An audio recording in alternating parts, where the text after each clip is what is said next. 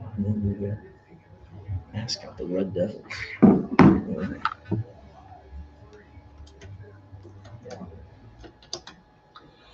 Good morning and welcome to the Hodgepack Sports Life and everything in between right here on 106.9, the Country Giant, as we are having our show of 2026 off year number 7 of the Hodgepack, celebrating 7 years this year in 2026. Hodge, Josh on his way, Grant Cunningham in for Misty as she's coming back from a little bit of a vacay to kick off 2026. Grant, Happy New Year, my friend. Happy New Year, Hodge.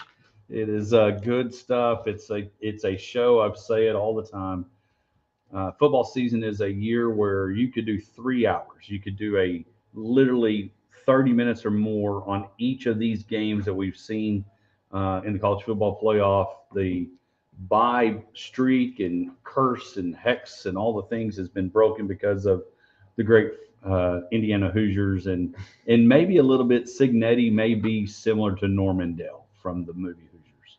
It's unbelievable. The guy's like a wizard. I don't understand it. He's taken nothing and made special. Well, and he is. And if you look, I don't know how old Mario Cristobal is.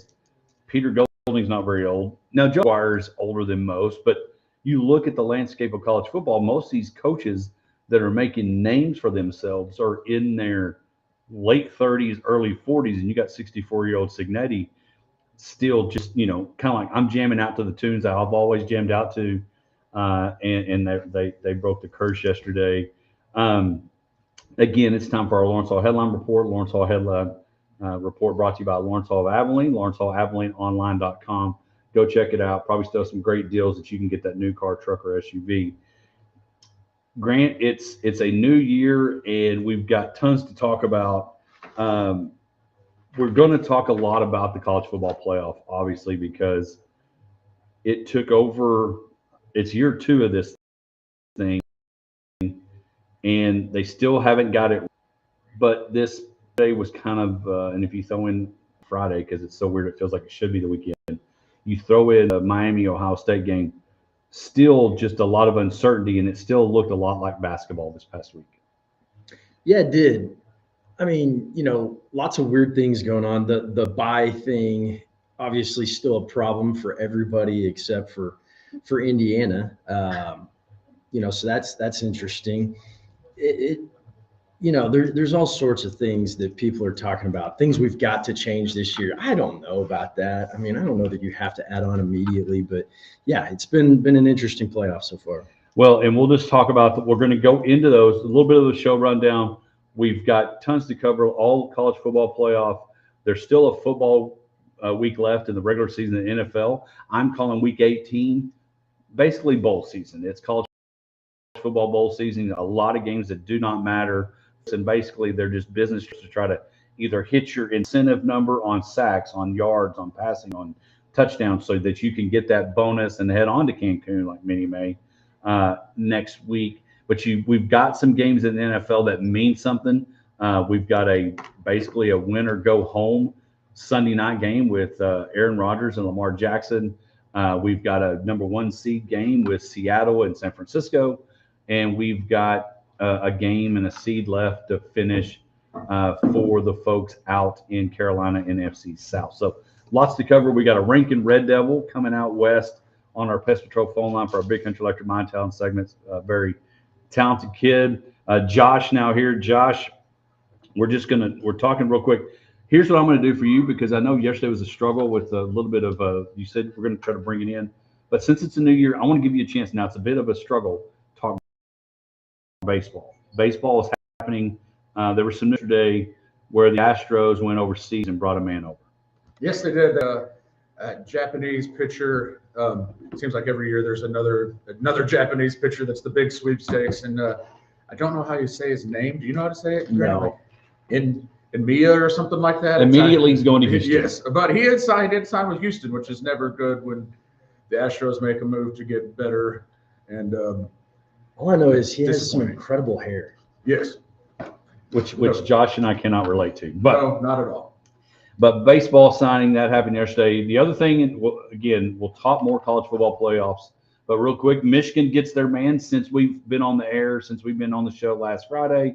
Michigan hires Kevin Wilhelm, who is known for, coming in on a Harley in College Game Day, also known as, hey, I'm going to retire. Oh, just kidding. I'm heading to Ann Arbor. And former program. yeah. So I think maybe they're rethinking, Kyle Whittingham, and maybe they should have hung on to him. Yeah, and so he takes over. He leaves Utah for an upgraded job at Michigan and going to pick up the pieces of that program. But the good thing is when you're going to a place like Michigan, resources should not be a problem. True. Not at all. And so that took place yesterday. A couple other news in the NFL that happened this week. Diggs' family had a rough week. Stefan, who thought everything's great in the world of New England and heading to the playoffs and all the things, had a little issue that happened with the wall there. Do we know if he's playing this weekend? I have not heard that. I haven't seen that. I'm assuming so, but not heard. And then Trayvon left the Cowboys. He got the pink slip. If you've ever seen the movie Major League, went to the locker and the ribbon was. But he is, my understanding, joined his former teammate Micah Parsons. Yes. Which to me, football's so funny. It's like any other. It's the one time where it's like other jobs. Like it's not like other jobs. Hey, we're going to let you go, but here's some money. We're going to let you go. Here's your severance package. That doesn't happen. If we get let go at our job, there may be a little bit of thank you see, but for the most part, you're just hosed. We're not only going to let you go, but now you can go somewhere and try to win a Super Bowl. And Trayvon goes to the Packers, who I think of the folks in the NFC is the least likely to win one. But that's my opinion. But Trayvon Diggs, no longer a Cowboy. Is there a bigger disappointment that we've seen since the signing for the Cowboys? We gave him a lot of money and it never really, that investment didn't return. No, it's been kind of interesting. Just excuse me. Just him, but it seems like the whole secondary played very well a few years ago, and then the same guys just no longer can get it done. And he was a big part of that. And injuries and things. I mean, it contributed to all of that. But such high hopes, so many, played so well right off the bat as a rookie, and in his sophomore season, it was great. And then just, I don't know. It's really hard. That's what's so hard about trying to follow a team, and even harder if you're the GM of a team, is like you kind of pencil somebody in as like, all right, we got this guy. He's an all-pro. We've signed him for 5 years. We're good at cornerback. And then you're not. Yeah, it's rough. Of course, 1 week left. The Cowboys in the season with the Giants. I don't know. We could look that up in between maybe when I interview Carter. You guys can leave what incentives are there for Dak to play this week. Do you jostle around? Because I think we're good enough to beat the Giants. They're not very good. Neither are we. I don't know how good we are, but they're not very good either. But like I mentioned, this last week of the college football season, the NFL season, is very similar to bowl season. A lot of games that don't make a whole lot of sense, but people can make some money. Well, just real quick, we'll go over the games. We're going to dive into them more, but the college football playoffs, the Elite Eight, if you will, Miami wins the Friday night. I keep saying Friday night. It was not Friday. It feels like it should have been. It felt Friday. like Saturday all day yesterday, yes, to the point where I woke up this morning like terribly confused as to what I was doing. 100%. I told Tracy last night, I was like, I had to be sure to set my alarm for today, to remember that today is Friday. But on Wednesday, Miami wins 24-14 over Ohio State, first bye team to lose. Yesterday, Oregon beats Texas Tech 23-0. Indiana breaks the bye curse, 33 win over Alabama.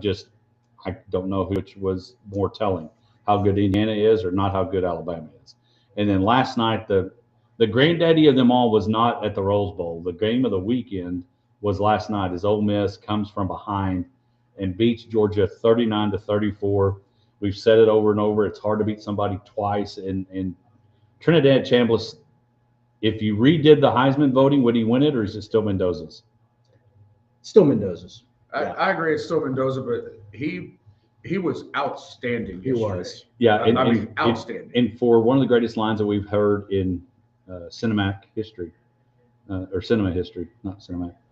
Good thing I didn't use the X. But anyway, you totally redeemed yourself in the fact that the way they ended the first half, Yes, the Ole Miss Rebels, and how they ended the second half, I really thought you're going to take a sack and your field's not going to happen. Oh, You're going to take a sack, but he kept throwing it at somebody in the stands on the left side, and then finally, I'm going to get Lucas Carnero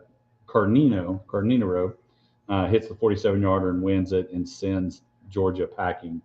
and I think they set the record for how many times a stage was set up and removed. Oh, yes, that was no amazing. doubt. Set the record for the longest 1 second of all time. Yes. I just and then the fact that when it was over the third time, the white hat was still trying to figure out a way. Yes. And that's why I said in our text, I think he thought he got paid every time he went. Like he got a bonus if he went to the replay booth. And I was telling Grant, Maybe he just really needed Georgia to win. You never know, man. he was really. I don't know why. He was more really needed points eliminated. Y'all sure that was a safety? Yeah. I've got a little teaser going on here. But they ended up winning. It was 37-34. The terrible attempt of the music series Miracle. The first pass, the guy falls, bust, and then it was comedy. I mean, like everything Georgia was doing there at the end of the game was just and the fact that it poorly hit the executed. pylon for the safety, that was crazy. Which was just as impressive as the throw as anybody's had all year. Yes. Was that you could fall down and hit the pylon. But here's the other thing that I thought was interesting. Until the flag was thrown for a block in the back or a lateral, was anybody else a little nervous that Georgia was about to win? Like we were about to see the guy Morris, I dumped you with Gatorade too soon, and then Georgia finds a way to win. It would have been somewhat fitting with all of the goofiness that was going. Pretty wild. So those are set. We're going to dive into those after our interview with Carter Owens from Rankin. Again, that's a Lawrence Hall Headline Report. Lawrence Hall Headline Report brought to you by Lawrence Hall Abilene. Online.com. Go check them out or go see them in person there on Danville. We'll talk also about Josh's journey that he's probably started with all his New Year's resolutions. When we come back, Rankin Red Devil, Carter Owens on the phone. Grandson of a legend, and maybe a legend of his own one day. We'll be back right after this. That stoplight out there, turn left by McDonald's, is the longest light in the planet. Like, yep. I was just sitting there like, get me out of here, man. I know that feeling.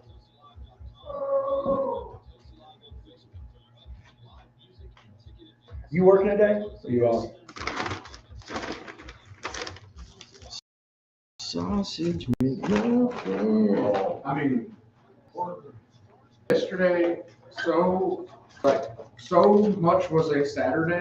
I know. I mean, it was like I woke up, I went and sat in the deer blind for a little bit, and then came home and turned game day on. You know, like just confession. It felt so much like the weekend or the start of the weekend that I actually showed up here at 7 a.m. yesterday. Just was like, oh wait, that's tomorrow. It was amazing. That's funny.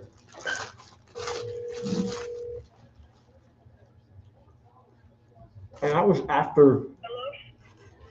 Hey, Carter. How you doing? I'm good. Good. I appreciate you waking up early morning. We're at commercial right now.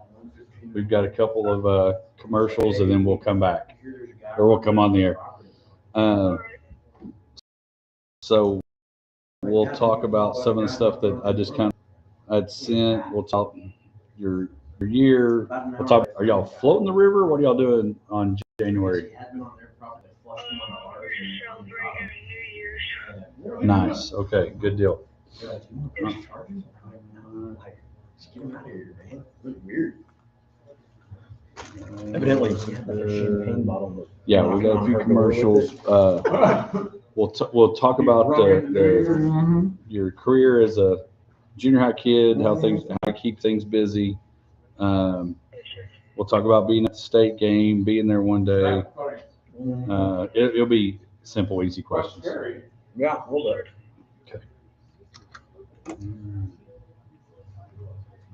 What was it like? So how did you become a Bills fan? Like that movie, The Strangers. Josh Allen. Mm-hmm. All right, there you go. Good answer.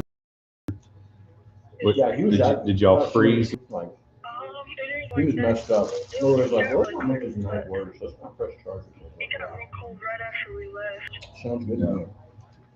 I know. It looked like your mom was freezing. Yeah, she didn't like it cold. All right, a couple more questions, or a couple more commercials.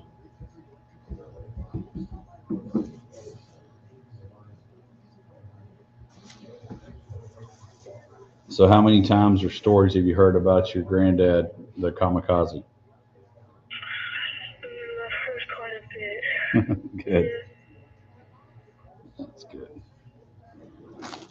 Yeah, it seems like every time my routine All right, we got is different as far as like 2 more commercials, and then I'll come to you. the kids don't have school today, you know, so they're just at the house. Is Molly working? Mhm.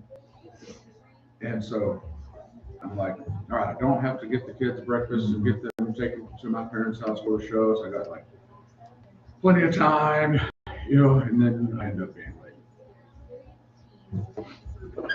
Just because I was just not in a hurry.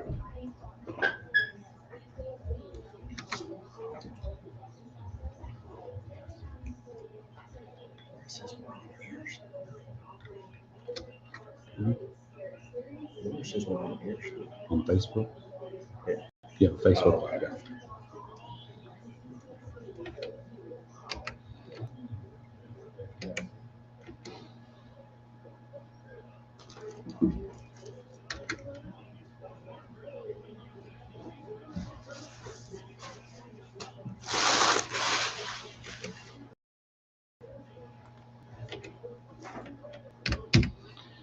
Well, welcome back to the Hodgepodge. Can you hear that song? You know it's time for our Big Country Electric My Town segment, brought to you by Big Country Electric Cooperative, taking care of their members each and every day in Roby, Snyder, and Stanford, and those areas. We appreciate them very much.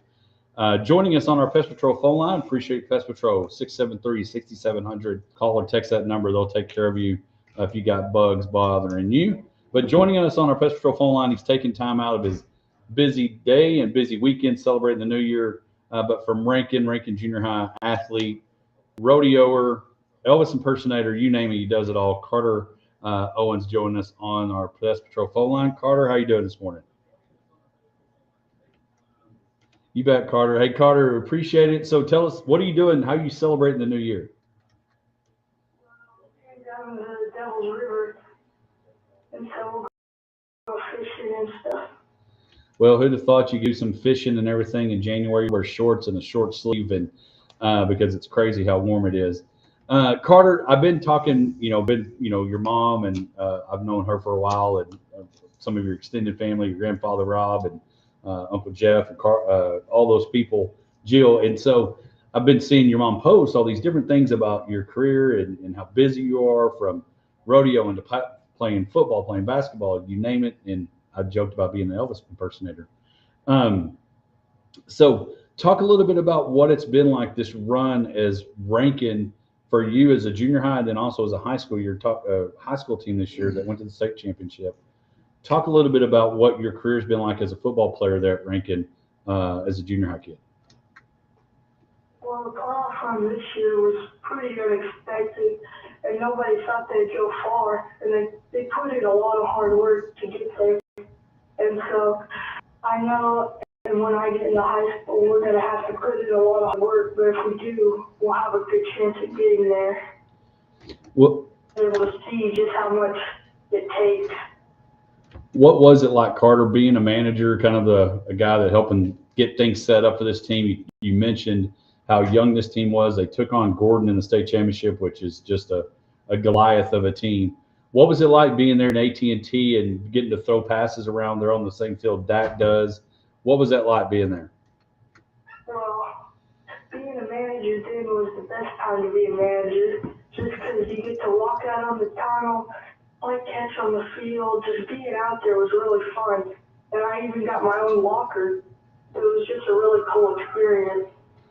All right, Jerry, even taking care of everybody. That's what I like to see. Jerry doing that for all the folks. That's good.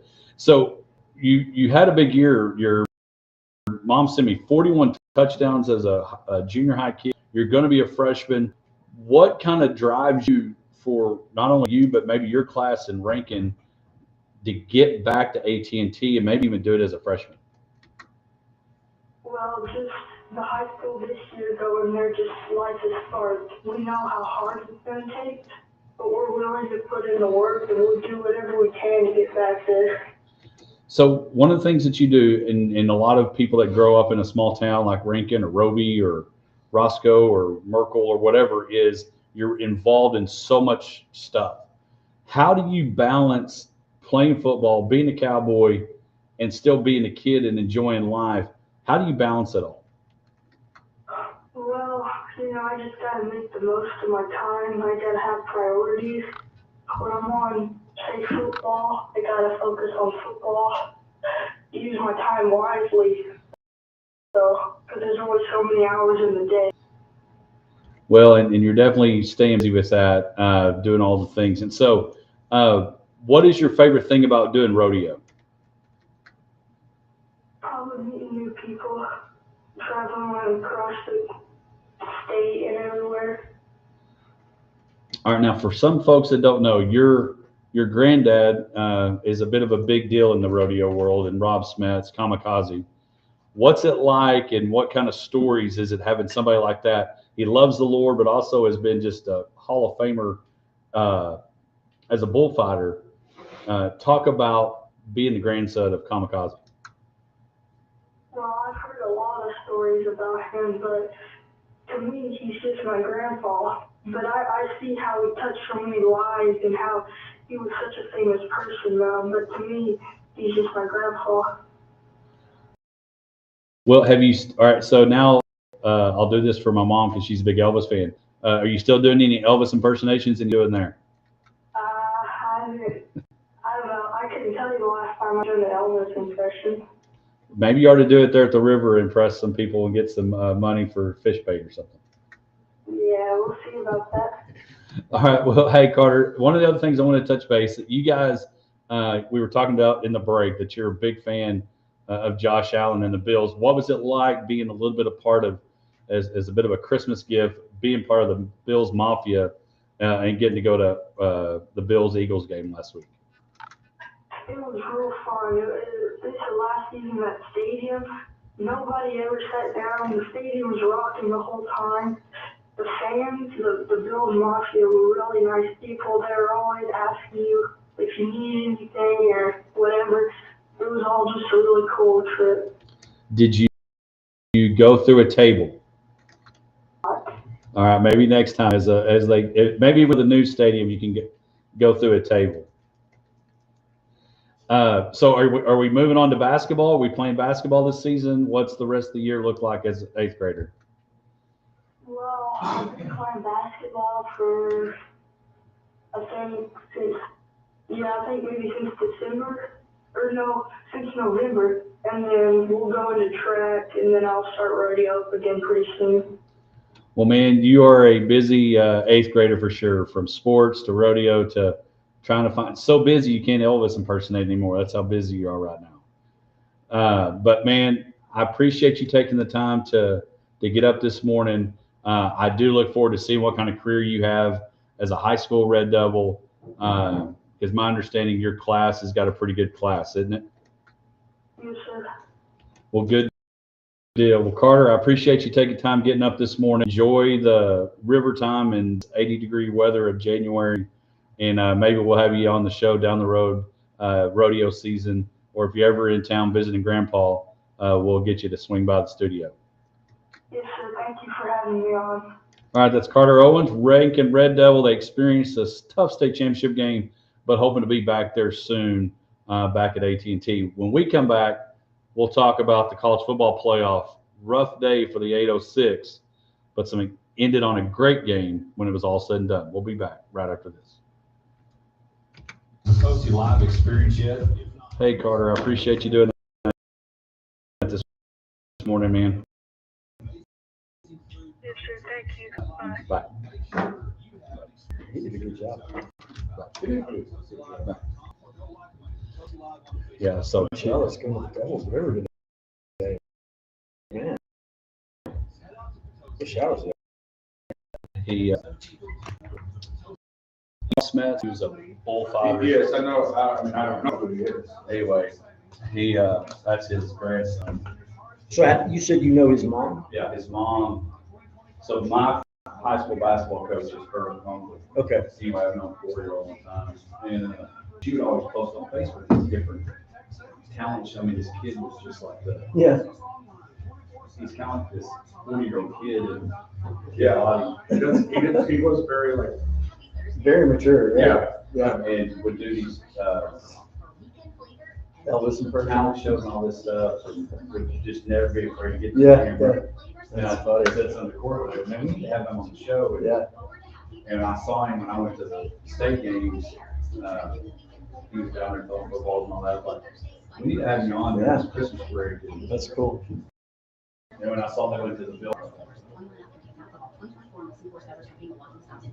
My name's John Keating. I am the president of Disability Resources Incorporated. I'm here to tell you about our document destruction and insurance specialists. Pickups, purges, or we accept drop-offs at our state-of-the-art safe and I get to go to Sweetwater today and referee basketball. That's exciting. Who you got? Wall and Sweetwater. Okay. Hawks and Mustang. What about that tip off? Well, unfortunately, because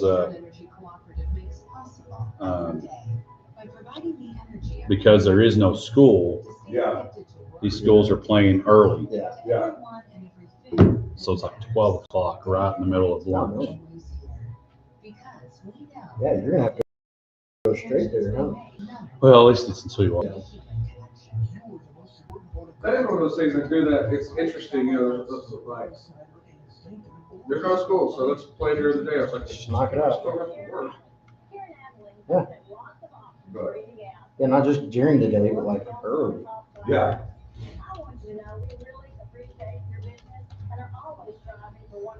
One thing that, I guess, it's one way to try to get people in the building and maybe sell some concessions, but, you know, ACU has been doing these basketball games during the middle of the week. during the Yeah, day. yeah. Yeah, like.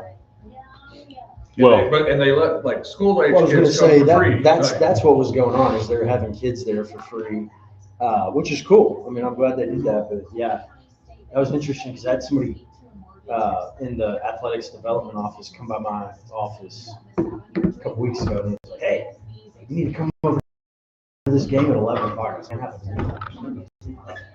that sounds It's And kind of like, Molly and her cousin was this week. yeah. And I mean, I was thinking, you know, I guess, I don't know what a normal evening game, you know, nets and proceeds, Right. you know, but you let all the kids go for free. Yeah. And, like, they each spent $8 or $10 on Sure. concessions. Yeah. Yeah, right. the loudest game I've been in there that wasn't a high school game was when they played Stephen F. Austin Oh yeah. a couple years ago when Golden was still here. Yeah. It's the first time I'd seen the bats. Is he done okay? El Paso? Welcome back to the Hodge Pack Sports Life and Everything. Give a 20. Appreciate Carter Owens taking time out of his river trip as a kid. Like I said, river trips in January. Is that normal? Well, I mean, it's not, I don't know. It's abnormally warm, Yeah. so I guess there's a, The Denver's pretty far south in the middle of the desert. Where is that? Southwest Texas. You know, flows towards Amistad. Okay. Yeah. So they were going to fish and hang out and enjoy their New Year's. And so appreciate Carter taking the time. Busy kid. Again, I think he's one of those guys that you'll see down the road, especially with Gordon graduate a bunch and all the things happening there. The Rankin Red Devils will be pretty good for years to come. Years to come is come to an end for some. As yesterday, the college football playoff, again, our Tyler Cagle college football report will start. And there's no telling, like I said in the report earlier, to kick everything off, we could talk 3 hours and just take each game and then split it up and figure out how you get the fourth one in. Miami, all right, real quick, any of these games that shocked you? Well, I mean, to some extent, it did. None of it really played out the way that imagined. I was terribly impressed with how good Miami's defense was against Ohio State. Just the trenches generally, they dominated the trenches, and I did not expect that. There's all the hype with number 1 and number 2, Indiana and Ohio State, and then after that kind of kicked off everything going. It was like, well, because Ohio State got on the field against a much lower ranked team and just did. Ohio State. Yes. Yeah. Well, and again, bringing the bye, the whole time off debate, and really, it's hard to argue it. Now, it's a great excuse if you're Ohio State, if you're Tech, if you're Georgia, it's a great excuse. But Indiana did win, and they dominated pretty much Alabama. I agree. The one that shocked me was it's a combination. Miami, how well they played. And I think even though it was a 24-14, 10-point win, felt like they won by 30. It did. Yeah. Felt like they won by a lot more. And, when you have a quarterback, Carson Beck's played in big games. So it's not like he's unfamiliar with big games. He's done so, won at a high level at the conference that everybody holds high praise to. And if he doesn't lose his elbow last year, may have been playing in the national championship and leading the Bulldogs to that. So that one shocked me. But we cannot not just dive into the one that not necessarily shocked that they lost, but shocked how they lost. And that's the Texas Tech Red Raiders losing 23-0 Oregon. And I wrote this down and I asked this question. Or you can tell me if I'm right or wrong. Texas Tech lost that game more than Oregon won it. I don't disagree with that wholly, because watching the game, Texas Tech played very good defense. They made big defensive plays. Obviously, Oregon played good defense because they didn't give up any points, but it didn't look as spectacular. It was more that Tech couldn't get anything going, and that's where I think more than any of the other games, watching that game, Tech having that bye really hurt them, because you haven't played football in a month.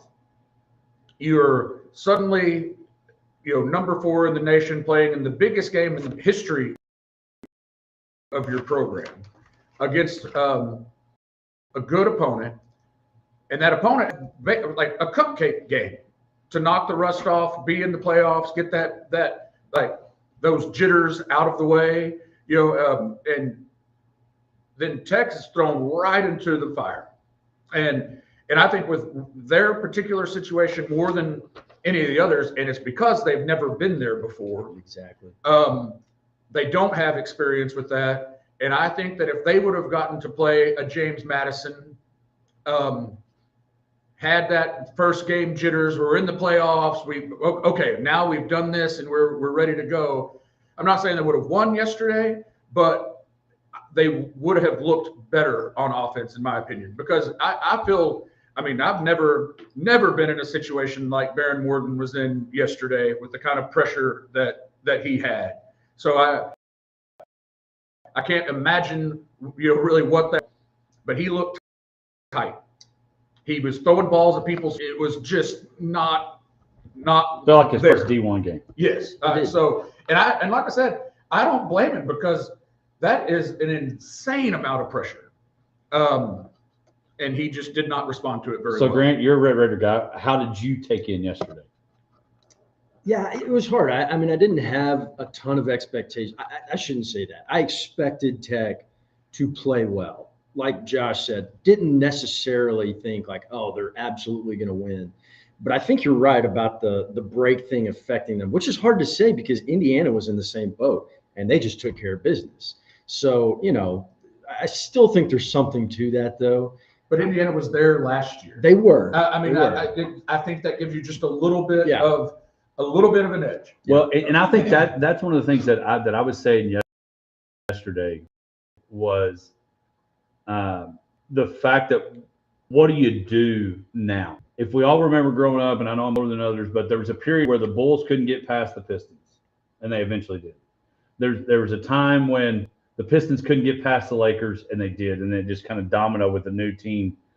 I guess, like you said, being there, done that, figuring it out. The thing that stinks is when you lose, you got 360 some days before you can try to get back to that. What will Tech do? And everybody was talking about go out and get money, use that Cody Campbell money to go buy a quarterback or go buy offense, or go fill in the blank. Is what will Tech do now post this experience?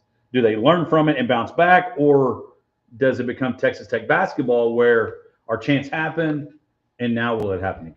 Well, I can tell you this, in Texas Tech Twitter world, there is no going back. And that comes directly from Cody Campbell himself. I mean, he said essentially doubling down on this. And so I expect that they're going to go out and get the people they need. I will say this.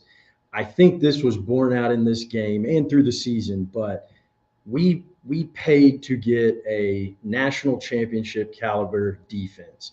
And we largely said, we're just going to be okay on offense. We already know what we have there. We're going to be pretty good. And we did not focus on that enough. So I think that's the answer. That's what they're going to do. They're going to go get some offensive guys too. But that doesn't mean they're going to let up on what they've been doing on the defensive side. It just means, like you said, they're doubling down. Yeah, and I think that's the deal is you just realize you've got to go. Well, and Barron talked about this in his post-game interview, and you mentioned it, just how tough it was. Kid was in tears, and, he's going to have to – and he'll learn from it like all the things, but – live with this is how I performed on the biggest stage, as you mentioned, Josh. We put Texas Tech on the map. We put Texas Tech back on the map. The football program hasn't been on the map since, unfortunately, the Pirate left the treasure map. They haven't been on the map. They've been kind of competitive, but, Kingsbury brought in some great quarterbacks. But when it came to this opportunity, it wasn't happening. Now that they are, how will they bounce back? And I asked Grant this question, and I asked some buddies of mine that were at Raiders, which one hurt more? The 2019 losing the state national championship so close, or yesterday being for a football game? And you said what? I said the basketball game. I thought that was harder. It's weird to say that in some respects because that felt so much more unlikely to have gotten to that point in terms of the basketball game in 2019. But you were just so much closer. I mean, you were a couple plays going the other way from winning a national championship. That being the case, again, those guys, and I think it was because it was so close and fresh on their scarred hearts, that football was a tough one. Do you think, ironically, Josh, you said this, when the Rangers won the World Series, you thought it was a year, it actually happened a year earlier than what you thought it would. Did the Red Raiders arrive at the college football playoff earlier or right when they thought they would? I think they're on time because the way that college football is now, you don't build a program. Yeah. I mean, you build a moment. You've got to just you can build a legacy. You can build I want to go play football there because they're good kind of mentality, but your roster will turn over. There's a lot of seniors on the team for one, so that's just the old-fashioned way, I guess. But there's going to be people that didn't get to play as much as they thought they wanted to, and they're going to leave. There's going to be people that come in that replace some people that are coming back, and all of those things. So it's we'll see how that turnover happens. But I don't think now you are not in any kind of major college where you're out there trying to win big games. You're not thinking, all right, I can get this guy going this year, and next year we're going to do this. Like that just doesn't happen. Yeah, anymore. there's no thinking 3 years down the road. I mean, it just doesn't make sense anymore with the portal. It's not how it works. Which ironically, the portal started at 12 o'clock midnight tonight, which added some curiosity to the last game that happened last night. Ole Miss winning 39-34 over Georgia. Trinidad Chambliss looked amazing yesterday. And now the question is, how many of those coaches that are supposed to go with Lincoln will come back and coach in the Fiesta Bowl? Because they haven't been guaranteed yet, because the portal started tonight.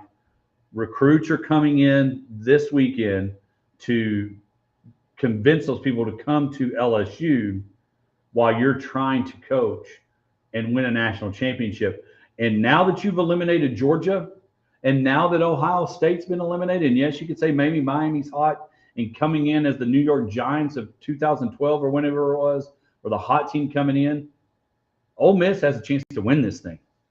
Because when you have the best player possibly in the tournament, you have a chance to win this thing. Well, they definitely have a chance, and as you mentioned, like they beat Georgia, which is a huge monkey off your back. So you're not going into the next game with any sort of doubt that you can win, and then with, on paper, Miami should be an easier game than Ohio State, and that's,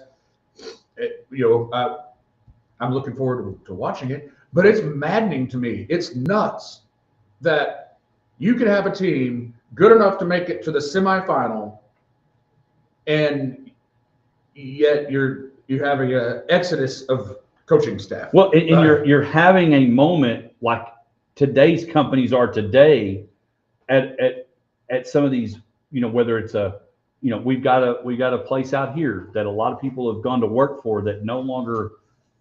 Companies have lost their employees, and again, since they'll pay us, we can't mention their names, but they're going out there to work while this school, if you will, or company are trying to replace them. Well, who's coming into work today? Are they going to leave? Well, that's what Ole Miss and Coach Golding's trying to figure out. All right, guys, you did a really good job this week. Are you going to be here next week? Because Thursday or Friday, whatever night they play, we have a pretty big game. Are y'all going to be here? Not only to go coach it, but how do we prepare against Miami within these few days? Well, that's exactly what I was thinking. Is like, you think about Weiss calling plays, that matters in game, right? Right. But then you have the whole week of prep to get ready for that game, and so it's not just as easy as saying, oh, well, we're going to be missing our play caller. Like, you have to have the staff in place to prepare for the game. Well, and the other thing that we don't talk about is last night's game was a familiar opponent. Last night was a familiar coaching staff. Even Coach Golding has been there long enough to know, hey, we're playing a Kirby Smart team. Mario Cristobal is a team and a familiarity that is probably not there for Ole Miss, as opposed to the team above, Indiana and Oregon, who played each other this year, same conference, all the things. Now Ole Miss is like, okay, can we keep this thing going? And I want to bring it up because I think it's interesting, and I gave my thoughts on Lane Kiffin and him leaving. But the fact that similarities between Bill Frieder, who was the head basketball coach for Michigan in 1989, makes the decision he's going to go to Arizona State. Well, back then, I guess the football coaches were the AD, like it is at a high school here in Texas. And Bo Schembechler said, you can go ahead and leave. Michigan man's going to coach this Michigan team. They bring in Steve Fisher, and he leads them to the national championship right before the tournament started. Sure sounds familiar in what's happening at Ole Miss. And what a story it would be. And I think everybody, right now, you've got the two darlings of this tournament. It's ironically not the Cinderella in Miami. It is the Old Man River in Signetti and Ole Miss. And I think that's the national championship game that people, because they're not going to care who wins.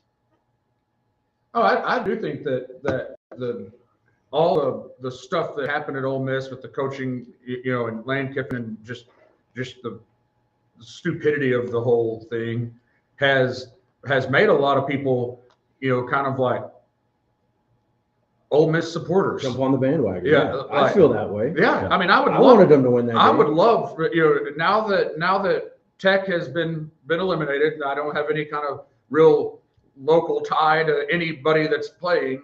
Ole Miss would be who I would like to win, just Yeah. for the story of it. I mean, the story is, again, if it's those two teams that make it, Indiana, you got Signetti, turned it around in 2 years. You mentioned it, loyalty, you mentioned it, whatever. You can turn it around right now. And then you got Coach Golding, who now is taking over 2 weeks in, got him a haircut because he had a press conference to take over a program in Ole Miss. When we come back, again, we'll talk more football in the 8 o'clock hour. When we come back, Misty's bag, and I've got a fun question. Well, at least I think it is. We'll be back right after this. Misty's bag. When were they coming back from Cancun? Looked like Clay was watching this morning. I've got a feeling they either flew back yesterday late or coming back today. Because I did notice That was funny when he sent the picture of the ESPN in Spanish. Yes. Like, that's really funny.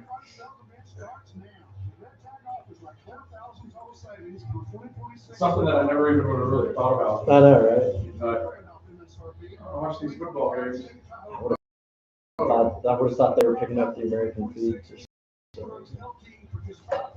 well, and the thing is how many times if you wear like that, even though the American sports is obviously what everybody cares about for the most part, you think They just want to watch soccer. soccer will be on more TVs than For anything. sure. Yep.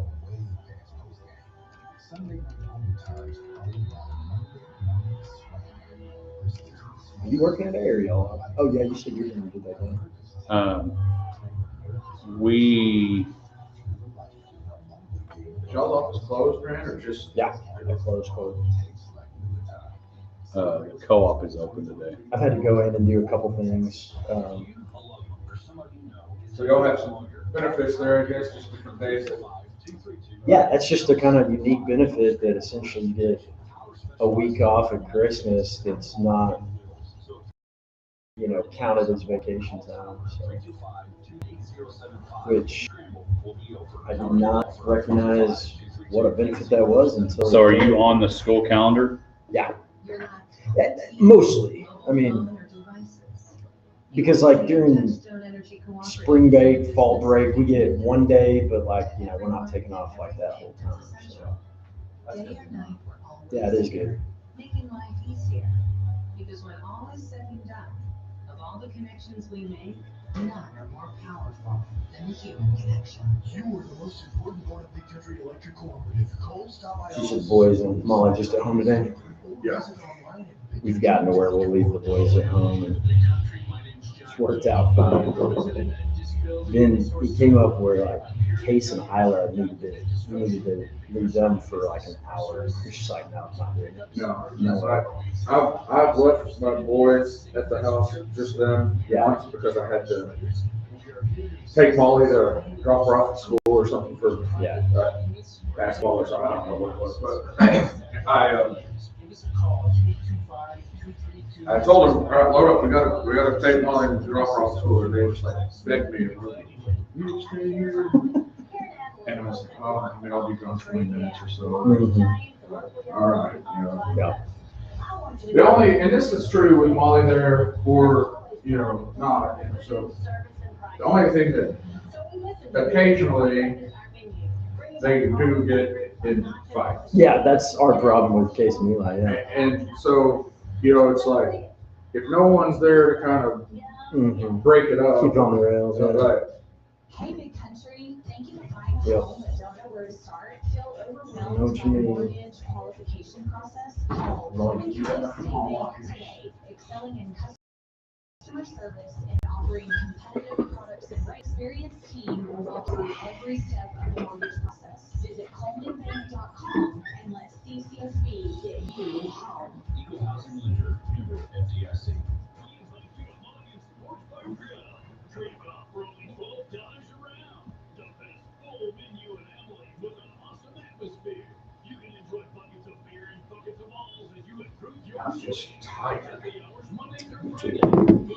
Well, I couldn't sleep last night. Which What time does the show go to? 9.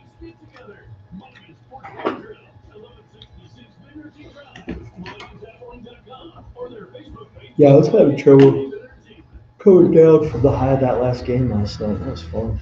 Yeah, it took me a sec to go to sleep afterwards, which I fell asleep on the couch like for a minute during the game. Yeah, I kind of missed some of the comeback.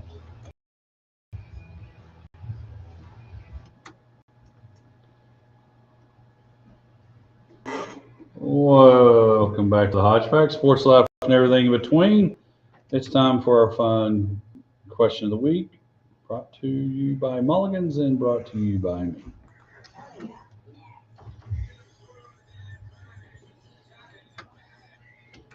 What you got in that bag? Brought to you by Mulligan's Sports Bar, Grill, and Golf, 1166 Ben Ritchie Drive.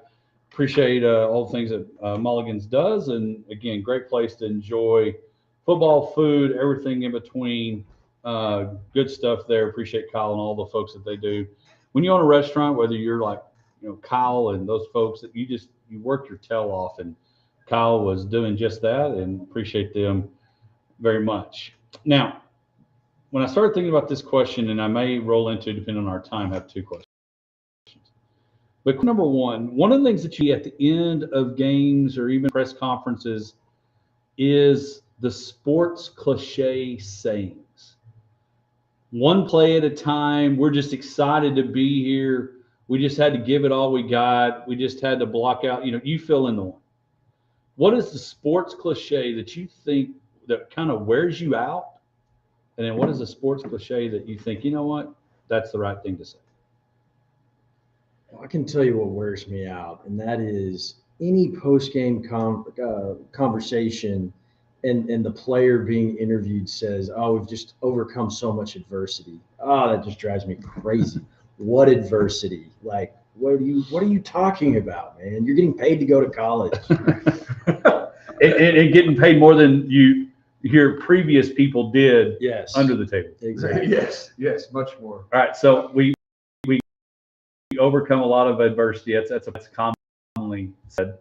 Yes, the ones and they linemen do need some recognition, but every time that you interview a running back or a quarterback, they're always like, well, first of all, I just really got to give it to the guys on the line. They were opening up the holes and really like making it easy for me, or something along those lines. So would you say that is that your statement that annoys you but is also accurate? It's what you're supposed to say, but I guess like you say that even if the line was garbage and you fought for every yard you caught all day, so it's like, but you got to do it. Yeah. But it's almost just like one of those things that it's just ingrained. I don't know if it's something that you are taught, or if it's just you've heard it so many times to do it. Yeah. But you're gonna hear something along those lines. The couple that come to my mind, and I guess it's one of the ones that triggered the question was, man, we just tell them we got to play one play at a time. And I get that you do, because you don't run 2 plays. I mean, you may have 2 plays called, you run one, run the next one, but we just take one game at a time, one play at a time. And it's a combination of it's accurate and it's false, because it's almost impossible as an athlete not to look forward to the game that you're about to play, or the game you might play. Like if you were to win, you don't think that as you're playing today's game in the quarterfinals yesterday, that you're not thinking about Miami. You're not thinking about the national championship. It's accurate. You're supposed to play one play at a time, one game at a time, but then you drift off. Because even like last night, Laura Rutledge asked Lacey, the running back, so think about Miami, who you play next. Well, he was thinking, and his Lacey answered. He goes, "Man, I'm just trying to get ready for AZ." Well, what he meant was going to play at Arizona. Right. She asked the same question about playing Miami in Arizona. He was thinking and thought she was asking about the national championship, right, which is going to be played in Miami. Yeah, Miami. And so Which, that's funny for him to process that Yeah. thought, you know, like Yeah. that, and you know, very good on him to even know what what was all going on as far as Right. that goes. But that would be a very funny question to go ahead and ask him about playing in the national championship game when they had a right, which semi. Laura wasn't. She I was know. asking about the team Sure. he was about to play. Sure. The other one that kind of wears me out is when, and I don't know if it's because majority of time reporters are females, but when the questions are asked, and we've talked about this as your, I don't know if it's tick or whatever, but you're saying when they say man 700 times, talking to a lady drives me crazy. Yeah, man, we just played really good, man, and we just think if we take one play at a time, man, then overcome all the adversity, man, that we've been doing, man, that wears me out. Yeah, well, in any of those little tick things that you notice that people do, that's their filler. Once you kind of get it on your bad side, it just won't go away. But I will say too, like on the other side of it, the goody two shoes thing, like I'm thinking of Mendoza here in his interviews, like that can be equally as annoying. He says all the right things, but it's just, it grates on me a little bit because of how perfect and polished it all is. I don't know. It goes both ways. Well, and I think is when you, the polished stuff is like, do you remember when, even probably not, again, we're not that much different, but as kids, you had that thing where you pulled the string and whatever animal it was on, it made that noise. Well, I feel like for some of these guys, they've got a teleprompter in front of them with all the sayings. Yes. I want to thank my Lord and Savior Jesus Christ, or I want to thank God. And then I want to thank my linemen. I want to thank my coaches. We just overcame all this adversity. We took one play at a time. And man, it's just great to be here. We're just excited to be here. And then it's like, are you really even answering the question, or is it you just go through your script? But it just looks like the rest of the team is playing bingo with the cliche. Yeah, like the only thing that would make it better is if you heard click, flip tape over. Yes, To start the second half of it. All right, now here's the other part of the question that I thought of yesterday. Anna, and Saban said this on game day yesterday. Home, nobody can wrap their mind around that Indiana's good because all they see is basketball. So who is the football school that we would be shocked became good at basketball all of a sudden? Well, I've kind of felt like that with Alabama kind of recently. Yeah. They've had a good run on basketball, and you see Alabama basketball. Auburn too, for that matter. Doesn't really click. It's like something that should happen. But for the most part, if you look at across the board at all the blue blood football programs, they also have a pretty decent basketball track record. Yeah. I mean, they've gotten better. Like they're starting to match up with them. Like if Kansas got good at basketball or football again, they would be similar to Indiana. Right. Even though Indiana has never been really good, except Lee Corso won a bowl, another guy in the middle, I don't remember his name. But you wouldn't have any of those. The one that I thought of, but it's unfortunate because they're not in an FBS Power 4 conference, would be if UConn became good at football. Yeah. Yeah. Like that would be. If UConn had a good football program and did good enough where Jim Mora went from, ironically, only from UConn to Colorado State. Maybe that was so weird. I don't know if that was I think that was maybe a step down. I don't know if it was a lateral or not. Yeah. But UConn was the one that I came up with. But I mean, I thought about it one play, one school at a time. Man, as I was trying to think of those schools. But like I said, those are the ones that I thought of. But any other sports cliches that kind of drive you crazy? I don't know about drive crazy. I think I like this one. It makes sense to me, but establish the run. That's a real thing, right? Yeah. You can win without doing it, but if you do it, pretty hard to lose. Would you not agree that it's going to be decided in the trenches? Oh, it's going to be decided in the trenches. The trenches, I can guarantee you that. trenches is, by far the most important place on the field. Nowhere, the end zone's not, it's the trenches. If you can win the game in the trenches by establishing the run, it opens up the pass game, and you can win one play at a time. Man.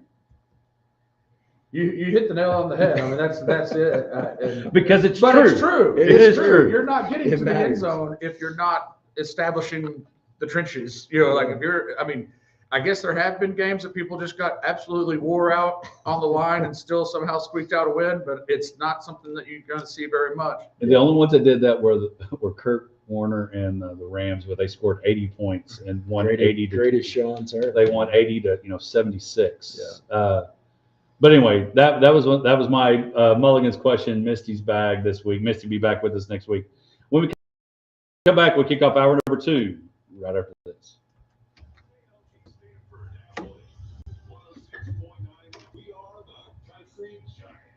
I don't know if I'm ready for NFL. That's the thing I've been paying the least amount of attention to.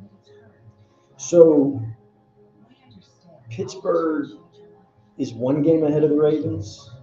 Winner goes. Winner on. goes. Right? Winner goes, Okay, that's yeah. what I thought. Yeah. Gotcha. And what's more powerful than that? You were the most important victory Stop by our Solo Cider and Stanford or visit online at bigcountry.com. Hello, Apple.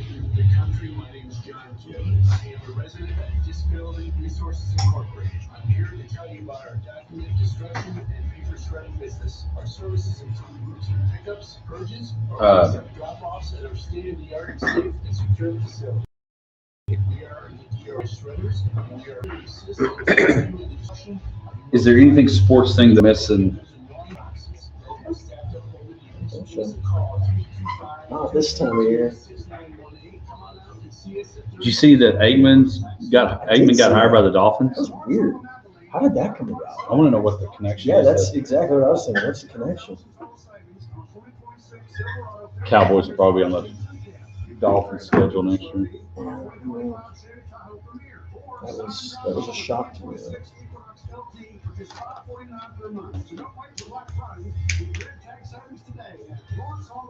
Oh, I need to look up the Hall of Fame list because it's a pretty good list of. I saw it the other day.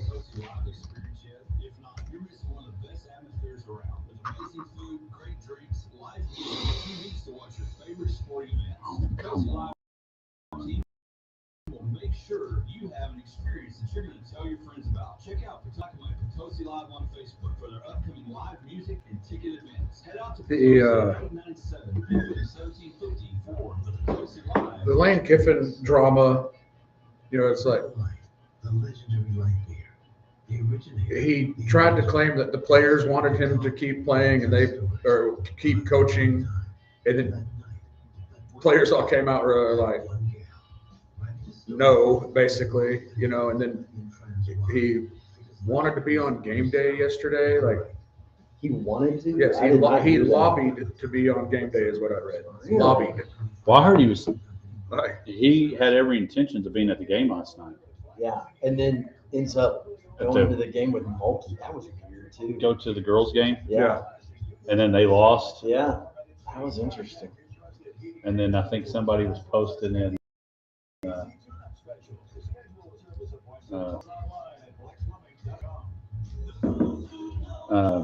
Was that they said, I wonder if Lane stayed for the whole game. Here in Abilene, folks have lots of options for eating out, from large chains to locally owned mom and pops like us. I want you to know we really Okay. appreciate your business and are always trying to Yeah, work look at this food, list. service, and prices. So we listen to Animation, you. Drew Brees is in, Fitzgerald is in, Gore's in, Corey Holt's in, Eli Manning's in, Terrell Suggs is in, Vinatieri's in, what is this? Reggie Wayne's in. This is the Hall of Fame list. Witten's in, Darren Woodson's in. Should be. I was kind of surprised he didn't make it last year. Who's that? Darren Woodson. Yes.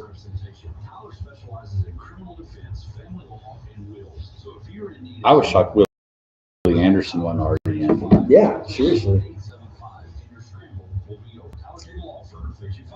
Do the Cowboys, what are they playing for this weekend? Draft positioning, incentives? Yeah, I don't know that it's even going to affect draft position much. No, I don't. I mean, players are definitely playing for, like, some of them have incentives to Yeah, win, like snap counts and things like that. But I did love that the Giants were not willing to tank it for the first. I think pick. it's interesting that they're, and I don't know if it's just so that people have talking points of like, should the Giants pick a quarterback? I'm like, That's what I have with Dart for a little bit. It's worked out pretty well so far.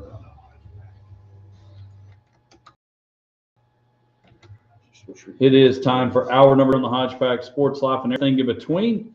First show of 2026 as we kick off year 7, kicking off hour number 2, brought to you by Coleman County State Bank, ColemanBank.com for your mortgage needs. Reach out to Tammy and her team, and she'll help you out and find that home that you're looking for, maybe to live in, maybe to rent, investment, all the things. It's time to look to the NFL. We've talked a lot of college football, and we'll probably talk more at the end because really want to look more at this Ole Miss, and we'll look and pick our winners for this week because Thursday night's game 1, and I guess the rest of them on Friday. I'll look at that. I know it's 8th, 9th, something like that for next week. So we'll look at that. But the NFL has Week 18, and Week 18 is filled with a lot of games that are very similar to, maybe you fill in the name of the title of the bowl game that you did not watch, except you only concerned about it because you were in a pickle. That's what this weekend is about for NFL. We have a few games left that matter. You see number 1 seed up for grabs tomorrow is the Seattle Seahawks and the San Francisco 49ers. Would you say those two, even though the 49ers have been to the Super Bowl and all the things recently, I'm kind of shocked that those are the two playing for it and it's not the Rams involved.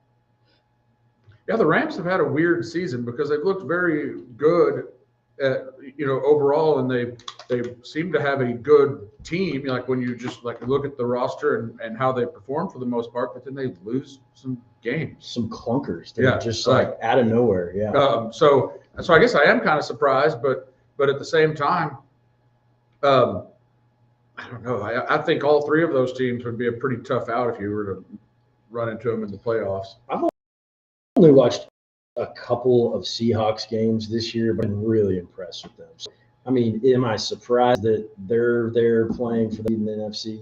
Yes, but then having watched them a little bit, man, they're the real deal. They look really impressive. And are we shocked that this is happening again with Sam Darnold? You talk about been there before. Sam Darnold was there kind of like Indiana. He was there before last year, and we thought, okay, he's going to be great. He's going to be the guy. And then the playoff came, and he kind of pumpkined up. Will he do that now? He's got a great opportunity because 2 things that happen that are on the line on Saturday is not only the number 1 seed, but what now comes with that number 1 seed is the only bye, and you get to play at home throughout the playoffs. Yeah. And if you're Seattle, you know how tough it is for people to come in with the 12th man and all the things, play at home, how big that is. And then if you're San Francisco, you now have a chance to not only run the table, but you'll be hosting the Super Bowl as well. Yeah, I do think that's a really big deal. And as far as Darnold goes, I think that would be a massive win for them to be able to gain home field advantage, give him some comfortability as he goes back to the playoffs again to set him up for success. And so, again, that's tomorrow night, again, with the end of college football happening and all the things, NFL takes over. You want to talk about the SEC being king, the NFL is king. If we want to play on Wednesday, we'll play on Wednesday. If we want to play on Christmas, we'll play on Christmas. If we want to play on Saturday, we're going to play on Saturday, and we're doing that tomorrow with our biggest games. Because tomorrow also, the Panthers and the Bucks. Now, this is one that I think we were all shocked on, that the Panthers have a chance to win and don't even have to beat the Bucks to win tomorrow. If the Falcons, for some reason, again, former Texas Tech quarterback, which seems like that's everybody that's in the league, former Texas Tech quarterback Tyler Shuck, and the Saints are playing Falcons. If the Falcons beat the Saints, the Panthers are in regardless, which blows my mind that in the probably maybe the worst, what we thought might be the worst conference or division in the NFC, now has a lot more drama at the end. And if you would have told me that Baker was playing for his playoff life fully healthy with weapons. Now, some think he may not be healthy. I would not have believed you. No, the Bucks really just like the wheel came off the wagon. You know, They were ran rolling along, differently. just looking good, and then suddenly it was like, what happened? You know, so, And just the opposite with the Saints. yes, you're right. Crazy. They suddenly look like they're a like up and coming team. So it's, but that division is very questionable. It's you know, bad. like It's bad. the I thought the Falcons would be better than they turned out being because they have weapons and they put on a show the other night, Yeah. you know, and looked like, all right, well, this is the team that I guess could have been, but Yeah, like Pitts suddenly looks like he's everything he was ever supposed to be. Then, yes, Yeah, I don't get And that. doing too. this with Kirk Cousins. Right. Again, doing this with Kirk Cousins, who they brought in and then drafted Penix Jr. They're doing this with Kirk Cousins. Who do you think wins that game tomorrow? Do you think it ends up being, because again, it matters more, not necessarily on the Bucks Panthers game, but what happens with that Falcons game? Who ends up representing the NFC South in the playoffs? Bucks or Panthers? I think it ends up being the Panthers. I think it does also just because, they've got more options as far as how they can make it. There's you just know, more so, ways to like, make it. Right. Yeah. And so the Panthers play tomorrow. They got the middle game at, or I say early game at 3:30, and then the Seahawks 49ers play the late game with CN1. The other game that matters this weekend is the Pittsburgh Steelers and the Baltimore Ravens. They flexed it out. Final game of the regular season will be Sunday night. Steelers Ravens. Looks like Lamar Jackson's going to play, which I think is interesting. And who would have thought that a fan could be the reason the Pittsburgh Steelers are not in the playoffs? DK Metcalf gets upset with a fan in Detroit. Next thing you know, he's suspended 2 games, and they do not appeal it or they do not change it. They do not do anything with it. DK Metcalf is out, and the Steelers fighting for their life, not only for the playoffs, Mike Tomlin, all the things, and is Aaron Rodgers playing the last game of his career Sunday night? I'll tell you what, I have zero faith in either of these teams, so I have no idea what's going to happen. Do I think it'll be Aaron Rodgers' last game? Probably so. But as far as who wins that game, I really have no trust in either of these teams right now. No, I think it's interesting because you've got a chance to where Lamar, they without Lamar last week, they realized and remembered they had Derrick Henry on their team, and he had a monster game against the Packers to even make this week's game possible. Because I think if this game is not for the number one or for the playoffs, I think they end up flexing the Seahawks 49ers game. But because of that, now the back's against the wall, and now you've got a lot of people thinking, is it Mike Tomlin's last game? Well, he tried to say, I'm washing my hands of it, I'm ready to be done.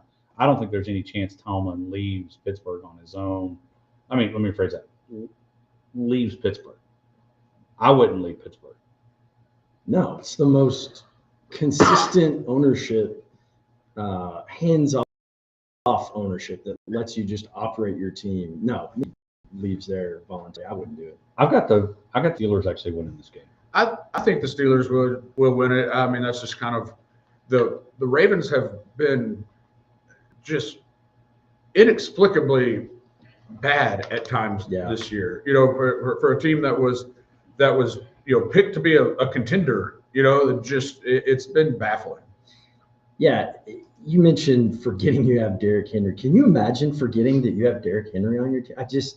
The dude's ridiculous. I just run the ball. It's easy. Oh, yeah, it's the easiest play. I mean, we talked about it earlier. To win the game in the trenches, you establish the run. And if you establish the run, everything else works together for the good. Man. All right, man. I just know that that Lamar Jackson is he's not fully healthy. He's never fully healthy, but he just looked like somebody that is a couple seasons removed from being an MVP. I think that's it. I don't see that look in him right now. You should just look at the guy and be like, oh yeah, he's going to take over this game and do whatever he wants. And I don't see that right now. Like he reminds me of a guy that at one time, and again, I'm going to bring it to golf. You played really good. You've had some really good rounds, and you maybe shot 75 or 76 or whatever. But now you're playing in a round that the wind's been blowing. You decided to play golf, and right now you've had a couple of good shots and you've had a couple of good holes, but your round's been so up and down. All you're ready to do is get it over with. I feel like if Lamar Jackson is, and again, this is just obviously we've not talked.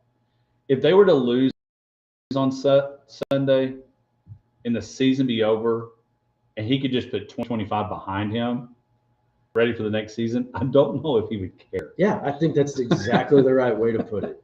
Like, I really do. I think he's like, okay, well, it wasn't my year. I got my big payday. I'm not going anywhere. Let's reload for next year. Because I'm sure somewhere deep down he knows what. Here's the deal. As wide open as I think the NFC and the AFC are, I do not put the Ravens in even the top 4 of who I think if they got in to win a Super Bowl. No, I agree with that completely. I agree with that completely. And I like your golf analogy. That's one that I can actually I can understand that. There's been plenty of times that I've been playing golf and I was just like, gosh, dang it, I'm just ready to be done with Yeah, this. like what hole are we on? Can we be finished? Yeah. And I feel like that's where Lamar Jackson is here, is let's just get this round over.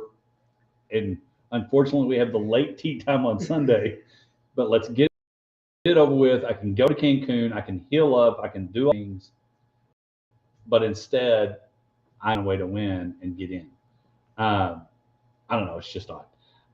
The other thing is we look at this, we talk about it. We'll give a shout out for Carter. His favorite player is Josh Allen. For a team that thought they had a chance to maybe even steal the number 1 seed and all that, which is still being played for as well, the number 1 seed has not been established in the AFC. Denver and New England have chances there. But if you're Josh Allen, we got a little over a minute. What's your thoughts on the Buffalo Bills? It's wide open, and they're going to be at the 7th seed and have to win a lot of road games to get it done. Can they do it? Yes. Like, I have tons of faith in Josh Allen, but it's just Josh Allen. Is there just enough around him to make that happen? That's where I have lots of questions. And will the Diggs distraction be a problem? Not for him, right? But for the Patriots, would that be a problem? I just think it's still Josh Allen to lose, and he is the Super Bowl or bust team that's in this, and McDermott and all the things, because you have possibly no Lamar, no Joe Burrow, no Mahomes, no Andy Reid. You've got to find a way to get it done. I know. I think they have a ton of pressure. And like the Rams, we mentioned earlier, the Bills have just inexplicably lost games. Yeah, just like, what happened? Didn't show up. Never would have picked them to lose, and we lost. You lost to the Malik Willis led Packers last week. Yeah, I mean, that was weird. It's been a very weird season. But then I feel like at the same time, they could show up in any game and win it. Yeah. So I would have a hard time betting against them in a playoff game, but they just have not looked good at times, and it's very strange. Yeah, I agree. And I think it's also very fitting that if the Cowboys can win this Sunday, they will have like the most middling record that you could have at 8-1. Yes. Right. Like just that. If anybody can improve on an 8-8 record, it's the Cowboys with a tie. Yeah. 8-8 and 1. Kiss your sister. Yeah. And it's kissing your sister, and I'm sure fake Jerry would love to have a lot of thoughts on that. When we come back, speaking of some Cowboys, we have some Cowboys that are eligible for the Hall of Fame, and there's only so many people that are going to get in this year. A lot of great names. We'll talk about those when we come back. I wish in this list of Hall of Fame finalists they said what year everybody was in, because that's always the question. We can show you how.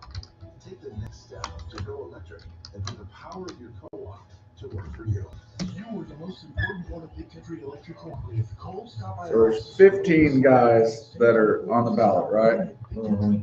And how many can make it? Anybody who gets 80% of the votes can get it. So can that happen?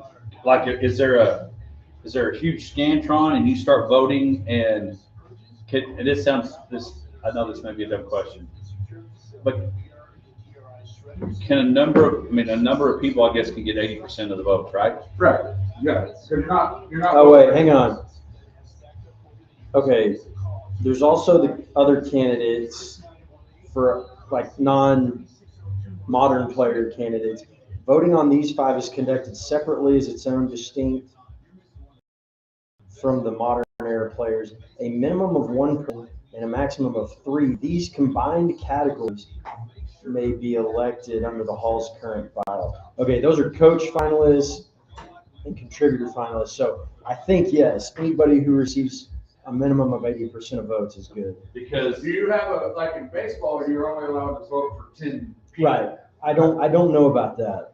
That's one thing they were talking about changing in the baseball Hall of Fame thing. You can vote for as many as you want. Yes, and that way people don't get these stupid games where they're like, Right. you get, well, everyone else is going to vote for so-and-so, so I'm going to use my 10th vote instead of for this guy who's going to walk in and I'll vote for this slap that I've. it'd be like when people say, "Oh, I'm not going to vote because so and so is going to win, so I don't need to go vote." Okay, here's the main one. Reggie Wayne is on his 7th year as a finalist. I did not realize he only played 6 years. Where did you go to look for that? Did you go to? That's not right. That was his years that he was up for it. This was on the Hall of Fame press release. That's not right. Wait, so I'm trying to think. Did he start with Manny? He came in later with Manny. No, Calvin Johnson only played a few seasons and retired very early. Well, and I've said along, there's Torrey a lot Holt's on his 7th as well. is that it's kind of like track. You have some seasons where you throw the discus so far and you would not even come close to making it to the state track meet. And then because of just the right amount of people that you played against, that distance does get you there. Yeah. I think who am I going to be going against in year 5 of being out? Yeah.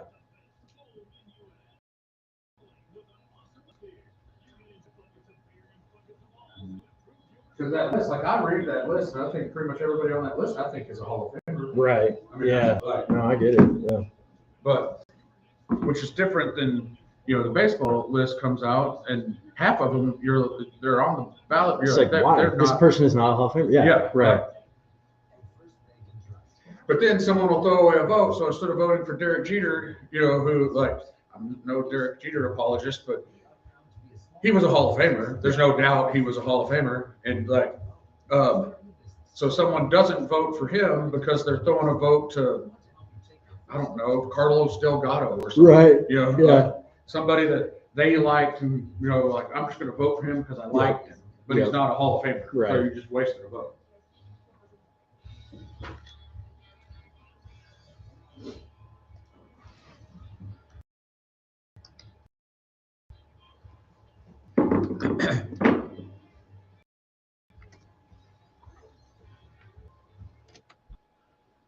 Welcome back to the Hodgeback, Sports Life and everything in between, right here on 106.9, The Country Giant, presented by Lyle Land and Cattle.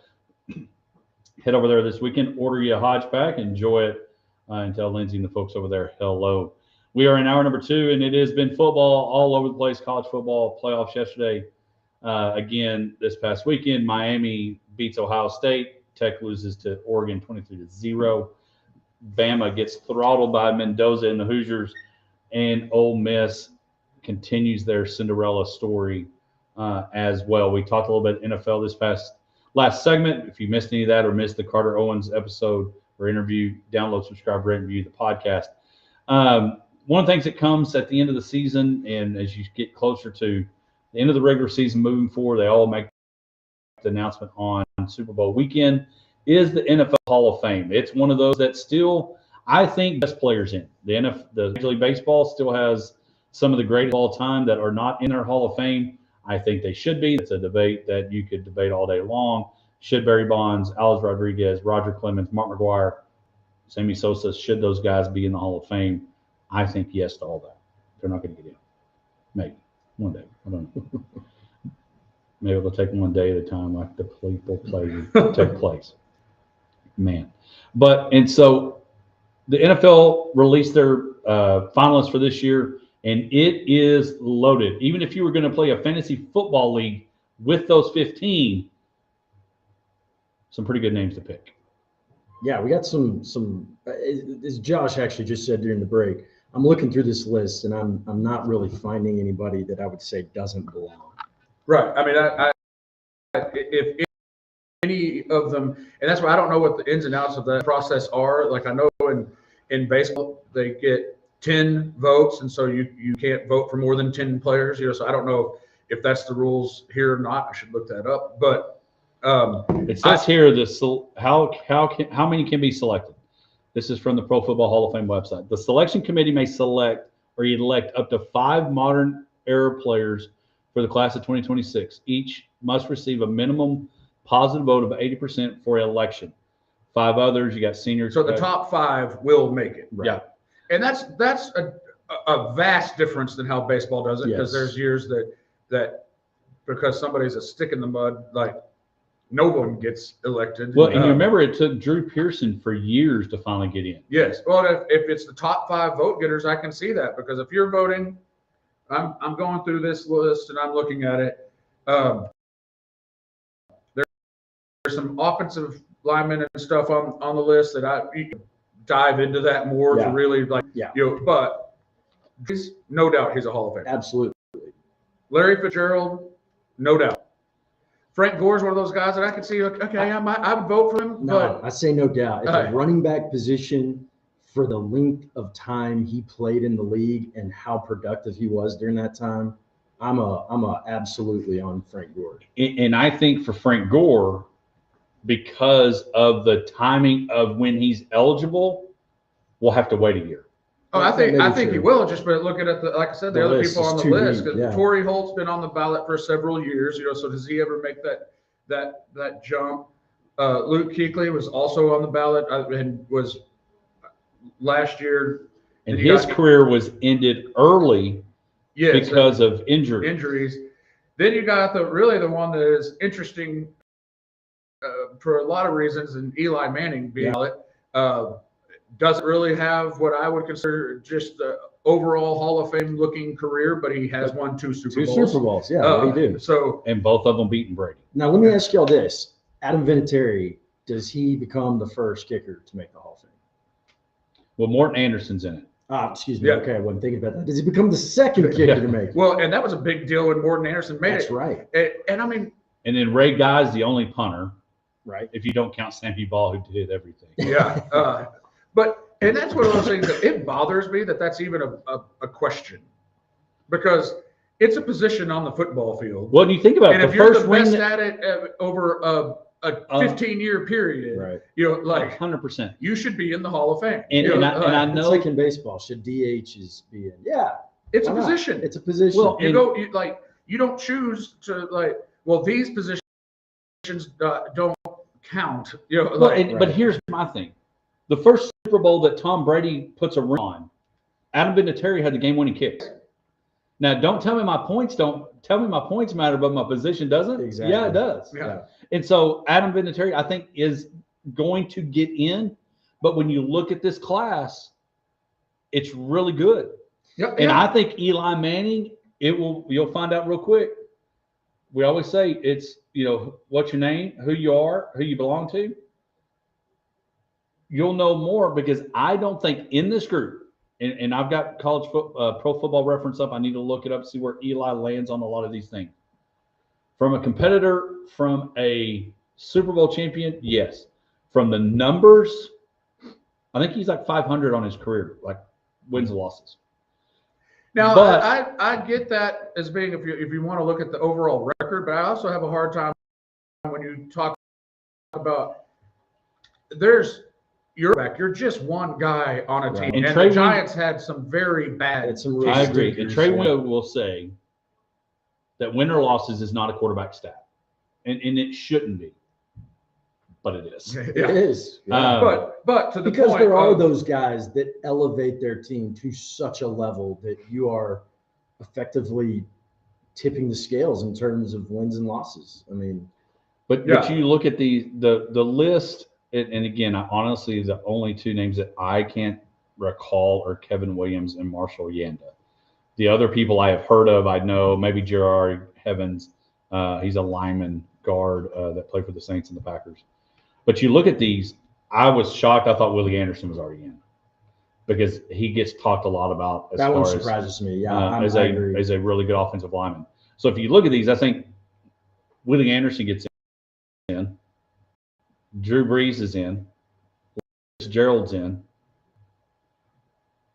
Jason Witten. Yeah, and Jason Witten. Yeah, and I wonder, will he get in on the first ballot, or will that's what I was talking about? Is like I don't think he makes it on the first ballot, but is he a Hall of Famer? I think, ironically, unfortunately, his record as a team that he played for hurts his getting in first, because the guy that should be in a long time ago, and if vote people would have done this sooner, this opens up for more people that should get in today and now.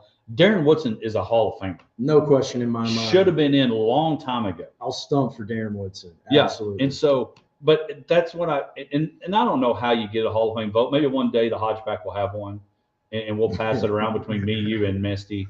But you start looking at these people that don't get in, and then they wait till they're really old. And my biggest pet peeve, or one of my biggest pet peeves, wait till they pass. Yeah. And some guy that is, 80 and passes away or is not able to make his own Hall of Fame enshrinement speech and induction because he's so old or whatever, or he or she, whatever the Hall of Fame is. I think that's a travesty. If they're a Hall of Famer, let's get them in. Yeah. Because this isn't baseball. None of these people have any questions. None of them really have off the field issues that I'm aware of. I mean, and so you start looking at that. If you were a Hall of Fame voter and you get to select 5 modern players, who's your 5? On this list, Yeah. Jared Woodson, Jason Witten, Larry Fitzgerald, Willie Anderson, and Drew Brees. That's hard to argue with. That's some If we're just picking homerism, the obviously, but five best on this list.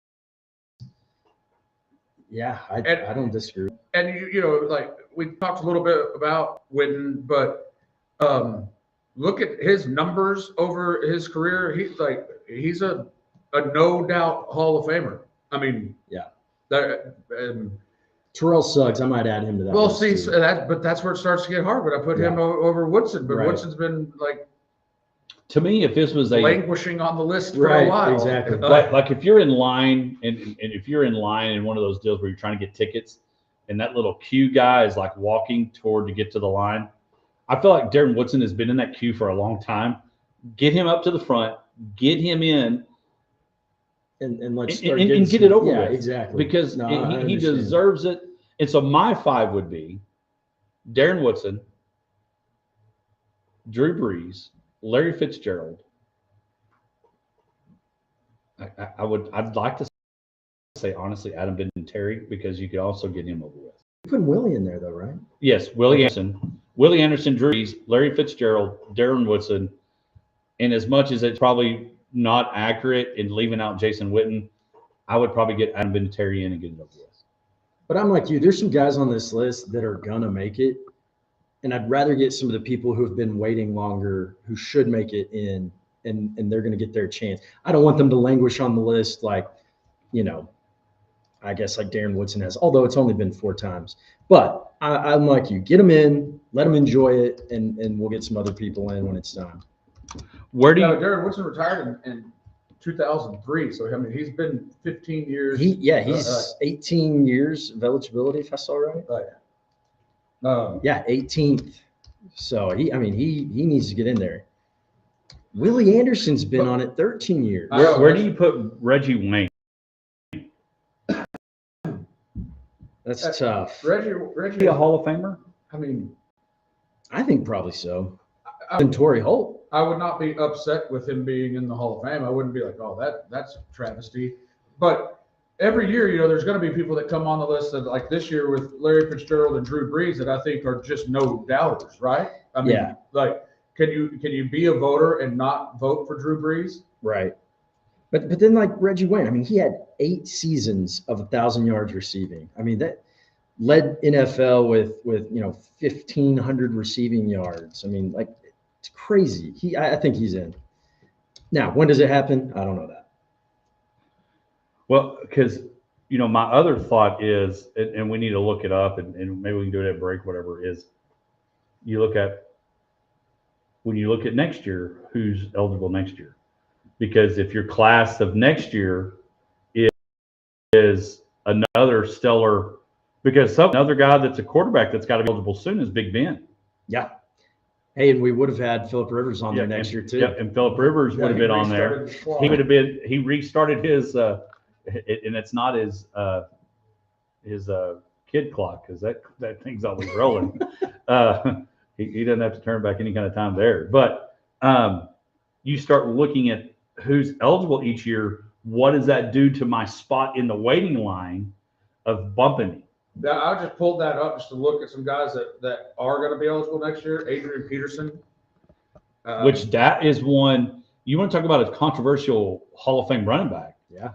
On the field, off the field, everything in between, Yeah. not just because it's part of our show saying, but he's one that, is he a Hall of Fame running back? That is interesting, because I feel like with NFL Hall of Fame, you haven't had many guys, at least that I can remember,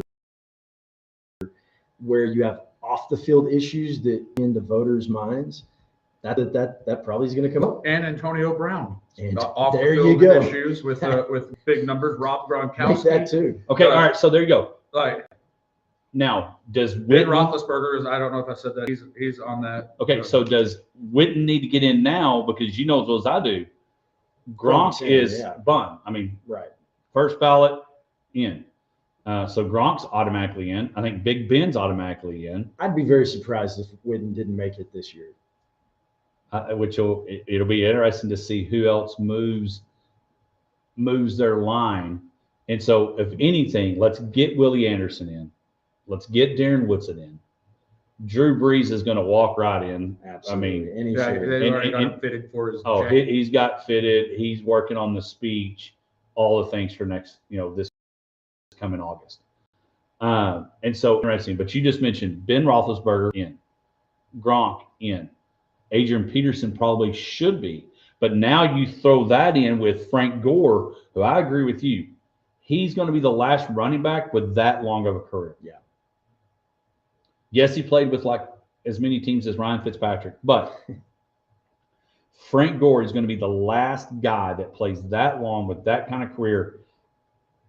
And I think he's third or fourth. I can look up on it here in a minute on total rushing yards. I mean, this sounds weird because you hate to compare anything to fantasy football, but the fact that he was always relevant in fantasy football throughout his entire career as a running back is pretty amazing. I mean, that kind of tells you everything you need to know about his career and what he did to earn the Hall of Fame. No doubt. A lot of interesting things. We'll find that out as we get closer to Super Bowl. We'll be come back. It's exciting baseball. Yes. My boys have started playing MLB The Show. Uh-huh. And it's like, all of a sudden they're more interested in baseball. This is great. Like, I mean, Frank Gore is number 3.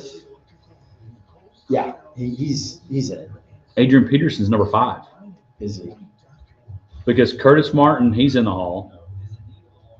Obviously, Emmitt Smith, Walter Payton, Barry Sanders, Curtis Martin, LaDainian Thompson, Jerome Bettis. Is LT Hall of Fame? Yeah. And Eric Dickerson. Okay. I think that's what the Eric Dickerson was number what?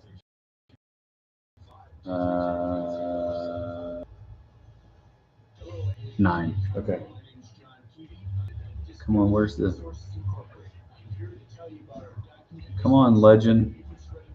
I'm pretty sure that's what the plus means, is that they're Hall of Famers. Okay. There's this Legends score, which is Yeah, indicates Hall of Famer. 1 point per Pro Bowl selection, 5 points per first team All Pro, 3 points per second team, 15 points for All Decade selection first team, 9 points for second team All Decade.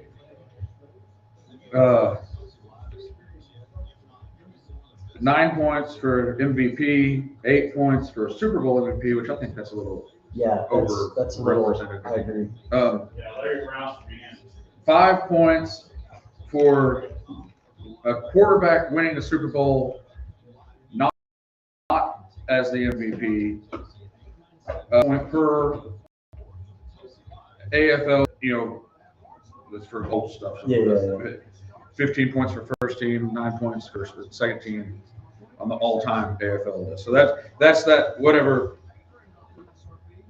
score system, and it has Adrian Peterson at 57 points. Which is The highest for this year is Luke Kuechly at 50 points. Really? He's the highest out of that group? Yeah. That shocks me. Well, the amount of times he was He was there a long time, yeah. Right. Wow. He was But at a high level. he was an All-Pro multiple years. Wow, dude. which I think he'll be. I'm not saying he'll be like Darren Woodson, but it'll take him a while probably to eventually get in. I mean, linebacker's a hard spot to get in, yeah. But I also think he's kind of like, I'm not saying he's the Justin Thomas of Panthers, or Joe Thomas, but he was the one of the best linemen, the Zach Martins, but unfortunately played for the Browns. Right. Yeah. And is a Hall of Famer. That's one that everybody can look past and go, yes, of course. He's in. We're actually rewarding this to you because you played in Cleveland. God bless you for having. I don't know, where to look it up as far as that Legends score or whatever, but Zach Martins has to be pretty high. Oh, absolutely. Multiple first team All Pros. So he'll be eligible in what, 2028? Yeah, this was his first year doing the play. So.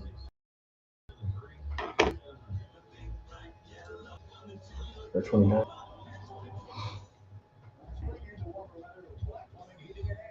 I mean, like Romo's a guy that probably wanted to get in. No. And he had great numbers. His pure numbers are in the same category as these other guys. Yeah, you just had to wait too long. Yeah. And which is the benefit that Dakota has, is he didn't have to wait as long, and he's surpassed him now. Yeah. And he's still playing that level. Yeah, that's true. Welcome back as we are rocking and rolling here on the Hodgeback Hodge. Josh and Grant Cunningham in for Misty. What? I apologize. Sorry about that. Did you just breathe hard or what? Oh, yeah. Manner of speaking. All right. Well, again, you might catch a whiff here in a second. Yeah. Well, if you work for a blowhard, that's Yeah. not good. So I mentioned that we were going to talk some. Again, call Pest Patrol if something gets you. 673-6700. I mentioned something that Josh loves talking about, and that is journeys and New Year's resolutions and all the things. So Grant, what is your take on New Year's resolutions? They joke that January 8th or 9th is like National Quitters Day. Yes, you make it a week and a day. Yeah. And so we are on January 2nd, again, our first show of 2026. Thoughts on the old New Year's resolutions? Yeah, I'm not a big New Year's resolution guy. I will say this, the New Year's resolution going on in my household right now is my wife told our 3 kids that whoever can drink water, nothing but water, the longest will win $100 between them. And so I think the entire nation is water only. So That's what's going on in my house. A But lot, I've just lot of never been a flushes, fan. a lot of Yeah. flushes Yeah. with That's all right. water, a That's lot of right. lot of water. So water, that's pretty good on your wife's part to get water going. Yeah, I drink a lot of water, but some of it's the Rocky Mountain Yeah, right, right. water. But like, does Maybe- that count? I don't know. Ask Laura. She's got the rules. Laura has the rules for those. If that was the case, others may be leader in the clubhouse there. But there's a lot of people that have them. I mean, it's working out, it's eating better. I mean, Josh, that you hate the word, but Misty and I've talked, and Grant can attest to this. What I'm about to say sounds bad, but you've lost quite a bit of weight. I mean, you got the whole. It wasn't necessarily a resolution. You started working out and all those things, and so for a lot of people, I mean, the gym ships are going to go up. We know that. Right. See, and when it was 2 years ago now that I just, had my lifestyle change, I guess. Your and journey started, began.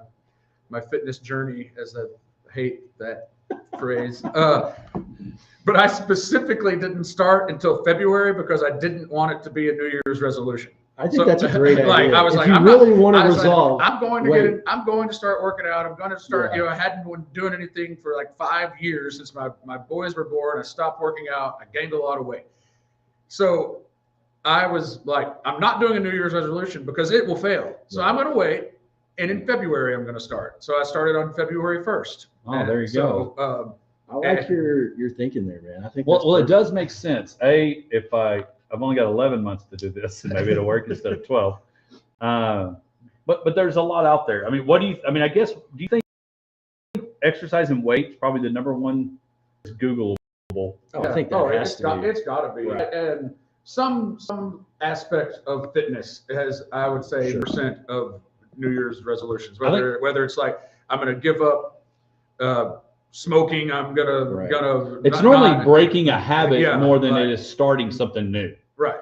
And so I think it's that type of thing. The eat better, work out more, cut out some vice. That's the health related. I think a lot of gyms, their entire budget is based on those first 3 months of the year, right? No doubt. It's kind of it's kind of like if you get that card on file that Yes. just automatically pops every month, and that keeps on coming when you hadn't seen that guy in 10 months. That's right. Well, they're hoping that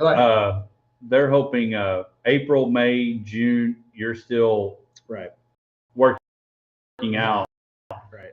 One curl at a time account. Yes. On that same date that X amount of dollars comes. But I think the other ones I do think a lot of them are stopping and working out, maybe financially, we're going to save up for this. And so we're putting money back and we're going to put it where we can't touch it. And all those things are other New Year's resolutions that people do. And so I'll ask you this.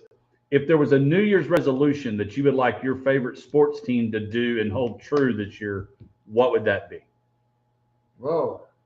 Right now, my two favorite, sports teams, the Texas Rangers and the Dallas Cowboys, are both in a very limbo-ish place, where I don't feel like they're really necessarily far from being able to be like at least a contender. I'm not saying win a World Series, Super Bowl, but like they're not far from it, but it's going to take a few very, very shrewd GM moves to be able to get to that point, So let's start with the Rangers there. What's move number one you want to see? Well, move number one is they need a couple more pitchers. I feel like we've got to solidify the bullpen, right? Yeah. Like if the Rangers could get a bona fide closer, right? Which they have not actually had since Joe Nathan, and that's amazing. That's like flashback. Right. It's been a minute. And that's when, they moved Neftali Feliz from being the closer to being a starter, which backfired tremendously. And they brought in Joe Nathan to replace him as the closer. And that is the last time the Rangers have actually had, going into the season, a closer. True closer, right? Some of them have, you have some like wacky Sean Collinson, Matt Bush, people have evolved into the role and done well. And done okay, right. But not bona fide closers. Right. And so that would be resolution 1. Get a bona fide, shut the door closer. All right. So do you have one for the Cowboys for me, Grant? The Cowboys are a tougher nut to crack. I feel like there's more going on there. I mean, I want to see those 2 first-round picks used very well. I want at least, I feel like you're going to have to use one of them on an edge rusher and another one of them on offensive line again. I mean, we've got to solidify that offensive line. I think that the Trayvon Diggs release shows or opens the door for them to go get a defensive back, which is a desperate. That was a good start. Because he was going off the top of my head, but like $7 million or something like that for next season. That's now opened up because he was signed to big boy All Pro money, and he was not. He was not playing. He was not playing that. So, and I know that Grant and I disagreed a little bit on the trade deadline trades that the Cowboys did this year, but those trades paid dividends, and the defense got better. Quinnen Williams then got hurt, and we saw that really did affect things. But he alone changed that. He changed it, and so now if they can bring in secondary help, I think the front is much better than it was going into this season. So we'll see who they go get, and that's what I talked about. Shrewd GM moves. Getting rid of Diggs was a good move. Getting Williams was I know that Jerry Jones does a lot of things that we like to, really rail on. Those were good moves, and seeing who's drafted this year and who they get to be in the secondary. And really, it all started with the bold move of Micah. Yes. Yeah. It all started with, you know what, get out of here. Go on. Kind of like in big Pure Country when George Strait says, go on, Dustin. Go ahead. Go on. Get your out of here. This ain't over yet. Yeah, it is. It's over. See ya. So mine would be for the Cowboys to understand your window's closing. You mentioned that Dak is, we talked about Hall of Famer. I mean, what more does Dak have to do to become a Hall of Famer? Because Romo's probably not going to be in because of the record and all the things, even though he had numbers. But the window for we don't have a big 3, but the window of what we've paid of Dak, CD, necessarily Jake Ferguson, those people, but the people that we've paid money to, that window of opportunity to go win. I don't know if it's accurate. It was on the internet, but ChatGPT, apparently AI predicted the Super Bowl champions for the next 40 or 50 years. The Jets win in 60 something, like 2060. No chance. The Cowboys were not on any of those lists. Oh man. So thank goodness that AI can't be accurate all the time, hopefully. But that window is not very big. Yeah. And in each year, because of age, because of all the things and money and salary cap and all that window of a little shade remote control keeps going down. Well, yeah, the window in the NFL is predicated on the quarterback. We have a quarterback that can win a Super Bowl, right? It's what do you build around it? And you're right, that window's closing, just in terms of careers going on at this point. Well, and really, I feel like there's been wasted opportunities, partly with Dak getting hurt in years that they had better teams around him. Yeah. And you can't, the year he broke his ankle. Right. Yeah. Right. And that's one of those things that some very good offensive teams with a defense good enough to back it up a bit were lost with 2, season-ending injuries to Dak Prescott. Yeah. And so that happens. It's one of those things. But we're, like I said, win this Sunday, and you got 8-1. There's an odd number of games, but you still manage to be even. It's kind of difficult. We saw it a couple weeks ago with Mahomes.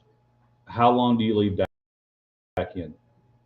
How long do you leave the starters that And I know it's sports and it happens, and Dustin Johnson hurt himself on the way to the Masters down the steps or something. Yeah, Trayvon did himself out with his TV. So. Right. So I mean, it's dangerous out there.